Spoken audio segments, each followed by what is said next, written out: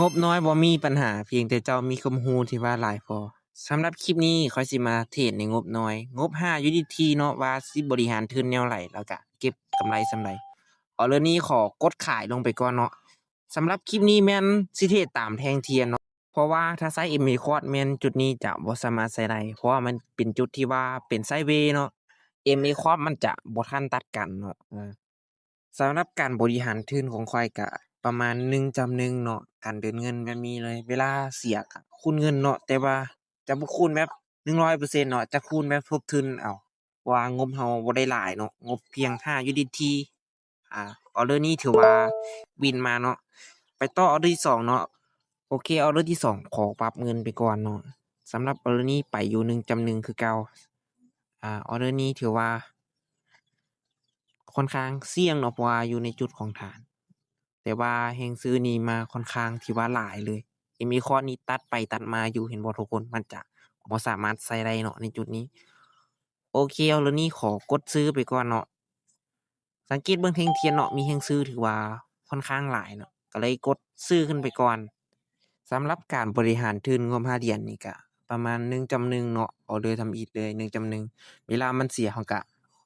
คูณเงินแบบทบทุนเนาะเพราะว่างบเราบ่หลาย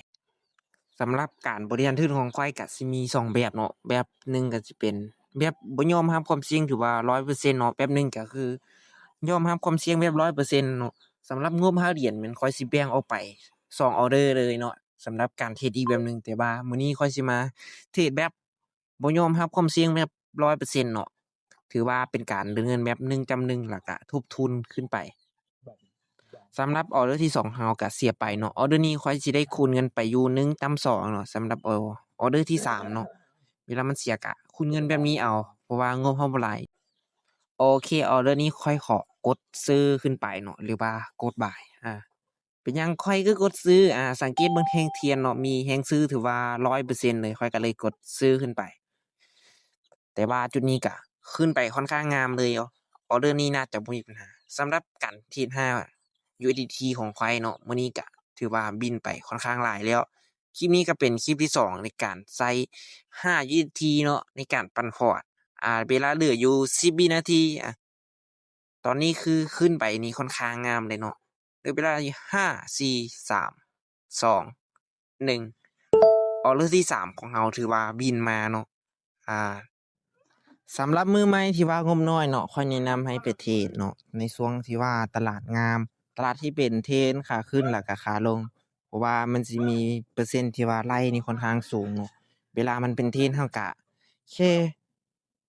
ตามเทรนด์เนาะแล้วก็บริหารทุนเอา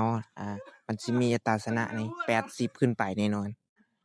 โอเคเอาแล้วนี้เราได้กด buy ขึ้นไปเนาะเพราะว่าเราได้กดซื้อขึ้นตามเทรนด์ของตลาดเนาะซึ่งว่าช่วงนี้มันเป็นเทรนด์ขาขึ้นเนาะ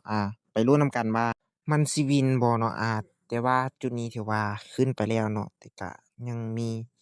แรงขายถือว่าแอบแฝงอยู่มีเปอร์เซ็นต์ที่ว่ามันสิลงเนาะโอเคมาเบิ่งนำกันมาลุ้นนำกันเนาะเวลาเหลืออยู่10วินาที9 8 7 6 5 4 3 2 1โอเคถือว่าวินมาเนาะ สำหรับคลิปนี้ข้อยก็สิขอจบเพียงส่ำนี้เนาะเพราะว่าคลิปนี้ค่อนข้างยาวเนาะไว้เจอกัน EP 2เนาะเพราะว่าถ้าเฮ็ด EP เดียวค่อนข้างยาวเลยเนาะเพราะว่างบเราน้อยเนาะเราไปหลายออร์เดอร์